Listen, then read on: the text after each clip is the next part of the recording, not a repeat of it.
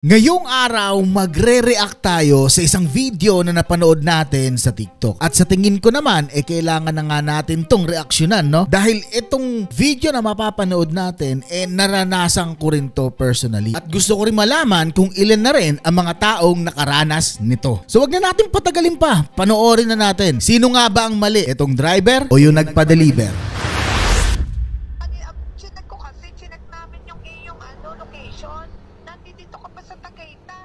Opo, ma'am, nag-antay pa ako ng kasabay, ma'am. Naman, sir, pakiano mo naman kasi kanina po nagagalit na po sa akin. Pakiuna mo na, sir. Kaya mabinayaran na kita hindi ko na nga pinuha ang sukli Kasi akala ko naman okay. Dapat kasi sinabi nyo kanina na rush to, ma'am kasi para di naman ako malugi sa biyahe, ma'am. Hindi nga, hindi yun nyo kasi sinabi kasi ako nga lagi nagpapadala dyan. Na nga. Nakaka-encounter ko ng ganito. Baka po kasi, ma'am, may kasabay na sila, ma'am, kaya din na-reach na. Kasi nag-aantay pa kasi kami, ma'am. Pakidala mo naman, pakidala na. Sige, ma'am, magpaano na lang ako dito, ma'am, para di naman malugi, ma'am. Sir, pakidala mo na, urgent kasi yan.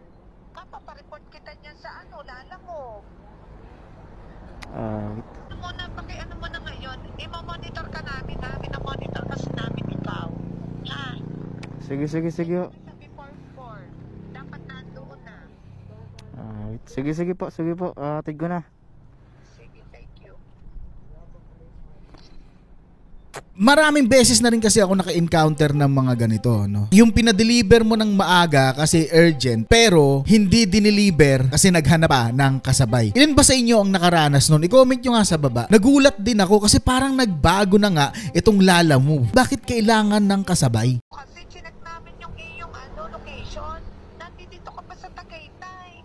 Opo, ma'am, nag-antay pa ako ng kasabay, ma'am. Naman, sir. Sa unang usapan nila, chinek daw nung nagpapadeliver itong delivery rider na nandito pa rin sa lokasyon na to. Siguro kung saan sila nag-abutan nung item na pinapadala sa kanya para i-deliver. Kwento ko yung sa akin, nagpa-deliver kami ng karne. Yung karne na yon kailangan ng umaga para maluto, syempre, para makain namin. Paggagalingan ng deliver, malapit lang naman. Hindi naman ganun kalayo. Siguro sabihin natin mga matagal na yung 20 minutes kasi motor naman yan, no? Kasi nakasakay naman ako ng motor at yung motor talaga namang sumisiksik yan kahit saan, di ba? Ganun lang katagal, ganun lang kalayo yung pagitan dun sa bahay namin at saka yung karne. Alas 9 namin una sa lahat, minessage namin yung delivery rider na kuya, karne po yan. Paki-deliver na lang po kasi lulutuin ng alas 12. Naka-indicate yun. Promise. Baka sabihin nyo kasi nagbibiro ako kaya nagsisinungaling ako rito. And then, hindi nag-message yung delivery rider. So nag-message kami uli, kuya, paki-deliver. And then tinatrack din namin yung andar ng motor niya, kung nasaan na siya. Nagtataka kami, bakit hindi naman umaandar itong motor na ito, no? Nandun pa rin sa pwesto na yon. So nag-antay kami at tumagal yon ng hanggang alas 11. Alas 11 na. Alas 9 namin binuk, alas 11. Alas 12 na, hindi pa rin siya nagme-message at yung motor niya na tinatrack namin nandun pa rin sa pwesto na yun, kung saan namin nakita yung motor niya, di ba? Kaya nagtataka na kami, so ano ba to? Putik, baka tinakbo na niya. Yun na nasa isip namin, baka tinakbo na niya. To cut the long story short, dumating yung karne na pinadeliver namin ng 9 a.m. ng 6 p.m. No? Magdidilim na, magsi-7 na yun. And then pagdating niya, tinanong ko siya, no? Dapat bibidyohan pa nga ng asawa ko, no? Sabi ko, wag na. Wag na natin bidyohan, kausapin ko na lang. Kinausap ko. Ang sabi ko, kuya, bakit ang tagal? Hindi mo ba nakita yung yung message sa'yo? Well, hindi siya nagsasalita. Sabi, kumakamot lang siya sa ulo. Hindi siya nagsasalita. And then sinabi ko, kuya, may message ako sa'yo. Tapos hindi ko muna siya pinaalis, tinawagan ko uli yung pinanggalingan ng karne. Tinanong ko kung sinabi niya bang karne yung papadala. Sa harap nung mismo nung driver at sinabi nung pinagkuhaan namin nung karne na sinabi daw niya. Kaya yun, nababadrip ako sobra, hindi ko alam gagawin ko. Kasi yung karne, kailangan nga. Alam nyo ang nangyari dun sa karne na nakalagay doon sa box niya? Ang baho na. So nung ginawa ko, binayaran ko pa rin. Tapos sabi ko, sana kuya, wag na lang mangyari sa iba. Kung nagigets niyo yung sinasabi ko, sobrang mali na itong nangyayari. Hindi ko alam kung inaaprubahan ba to ng Lalamove na magsabay sila. Pero kasi wala akong galit kung magsabay sila ng item. Kasi trabaho naman yan, pwede naman siguro. Lahat naman ng tao dumidiskarte. Diskarte tawag dyan eh. Diba? Walang mali doon. Pero ang mali kasi pag sinabi na sa yung urgent. Etong napapanood natin sa video na to, baka hindi nasabing urgent. Kasi sinabi nga niya na dapat po sinabi nyo. Diba? Sinabi niya yun sa video eh. Kasi sinabi nyo kanina na rush to ma'am kasi para di naman ako malugi sa biyahe ma'am. Pero kami kasi, ako naninigurado ako lagi na kailangan masabi kong urgent yan kasi urgent yan eh, di ba? Isa lang naman ang trabaho ng delivery rider. Ang i-deliver ang gamit na pinapa-deliver sa kanila, di ba? Alam kasi natin na kaya nga tayo nagpa-deliver kasi gusto natin ma-deliver agad kasi ayaw na natin puntahan, di ba dati? Dati kasi walang ganito eh. So kailangan pag gusto mo yung item, kailangan puntahan mo dun sa lugar na yun eh. Lalo na pag kailangan mo talaga. Pero ngayon, napakadali na lang, di ba? Na kunin yung isang item na gusto mo at ipa-deliver mismo sa bahay nyo. Sobrang gaan sa buhay nun. Kaya nagtaka ako, bakit nagkaroon na ng ganitong technique mga rider na to, no? Hindi ko nilalahat hindi ko nilalahat na rider. Meron pang one time na sinabi sa akin ng driver na kasi nagtanong ako eh, kuya, bakit yung iba nadi-deliver yung item agad-agad? Bakit yung sa inyo kailangan pa ng kasabay? Sabi niya, baka kasi baguhan yun. So ibig sabihin, itong mga luma, di ba? Hindi ko sinasabi, hindi ko nilalahat ng luma, ha? Pero yung ka-rider nyo rin eh, di ba? Yung katrabaho nyo rin dyan sa Lalamove ang nagsabi sa akin na baka kasi baguhan yun. Kaya hindi niya pa alam yung diskarte. So ibig sabihin, ilan sa mga luma dumidiskarte talaga. Kaya gusto ko rin malaman, kung may makakapanood na rider nito, gusto ko rin malaman kung ano ba talaga, pinapayagan ba talaga ni Lalamove yung ganyan o talagang diskarte nyo lang yan. Kasi minsan nagiging mali yung diskarte pag mali yung ginagawa kung paano dinidiskartehan, di ba? Kung nagigets nyo yung sinasabi ko At saka dito sa video na napanood natin ngayong araw, medyo hindi ako natutuwa noon sa napanood ko. Credits dito sa may-ari pero i-blurred ko na lang kung sino yung may-ari nito. Kasi ayoko rin naman baka sabihin nyo na baka mamaya i-bash din siya. Hindi ayoko i-bash siya. Magandang example lang kasi tong nangyari sa kanya. Nangyayari na to sa lahat. So, eto, may video, may patunay. So, hindi tayo gagawa ng kwento. Meron tayong patunay. Panoorin natin tong sinabi dito.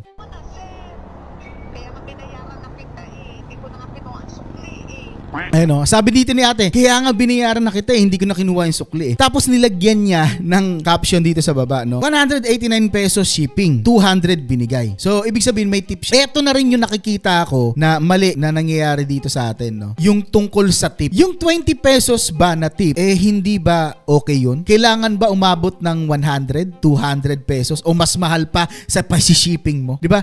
Nagtataka ako Nagtataka talaga ako. Parang bakit lahat ng napapanood ko, parang gusto malaking tip yung kunin. Palaging nangyayari na maliit lang talaga ang tip kasi hindi naman lahat ng tao dito sa Pilipinas mayaman o hindi naman lahat ng tao dito sa Pilipinas may pera na kaya magbigay ng tip. Minsan nga sakto lang talaga yung pera na pambayad nila doon sa transportation na sasakyan nila. Hindi siya palaging sobre. Yung iba talagang tao wala talagang pang tip Paano yun? Ibig sabihin ba masamang tao na sila? Napapansin ko lang talaga sobrang daming mali tungkol sa video na to. At sa dulo nga ng video na to, makikita rin natin na sinabi niya dito, oo, aminado akong may mali din dito. Pero dapat din may naka-note or sinabihan niya ako kanina pag pick up ko pa lang. O, diba? Ito para to sa mga rider dapat nung una pa lang kayo na rin ang nagtanong. Promise yan, hindi mali yun. Dapat yung rider nung una pa lang nagtanong na rin kayo. Urgent po ba ito, ma'am? Ma'am, ganito ba? Kasi minsan talaga nakakalimutan din ng mga nagpapadeliver Pero kasi kayo na rider, lagi kayong nakaka-encounter ng ganyan. Siyempre, natututo kayo sa mga bawat araw na dumadaan. So, dapat kayo na rin mismo ang nagtatanong nito para less hassle talaga. Wala talagang problema. Yun yung sa akin. Alam nyo, sa totoo lang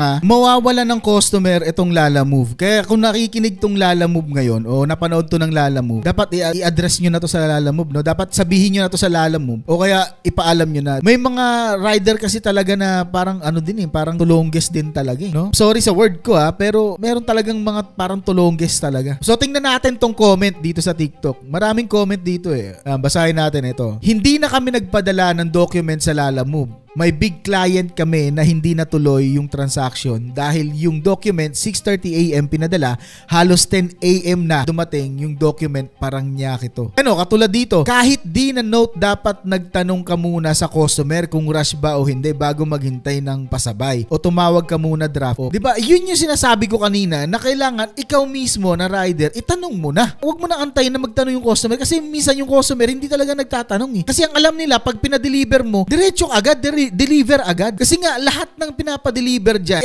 urgent yan Yun yung pagkakaalam ko dati Lahat ng ipinadideliver, urgent yan. Sabi dito, di po ba lahat naman na nagpapalala mo is urgent? Kaya nga nag-book. Diba? Yun talaga Kaya ako, sobra akong dito. Kaya ginawan ko to ng video kasi nga, naranasan ko. Diba? Katulad nung karne na pinadeliver namin. Di nasayang. Alam naman pabayaran ko sa kanya. May nagsabi din dito, much better if wala sa note, itanong na agad, both PU or DO. Documentation and communication is the key para less hassle. Totoo. Yun talaga Yun talaga ang pinakakailangan. Ako talaga sa buhay ko, ayoko talaga ng hassle. Ayoko. Sobrang naano ako pag hassle. Yung mga nangyayari. Gusto ko direct to the point. Ayan, may nag-comment dito. Now I know. Won't avail of their service now. Diba? Sabi niya, hindi na daw siya mag-a-avail ng service ngayon ng Lalamove. Diba? Masisira Lalamove dito dahil sa ginagawa ng ibang rider. Ibang rider hindi lahat. At saka ito una sa lahat din, dapat nung una pa lang, kung alam mo malayo, wag mo na talagang tanggapin. Bakit mo kasi kukunin? Alam mo nang malayo, alam mo nang na sobrang labat kukunin mo kasi gusto mo may kasabay yun para tuloy-tuloy. Pero mali kasi. Unang customer may stock yun kasi siya pinakadulo Naghahanap ka ng mga karugtong o kaya yung mga malapit doon sa pagdideliveran niya. So lugi siya. Huli mo siya talagang madideliver. Pauwi ka na nun, di ba?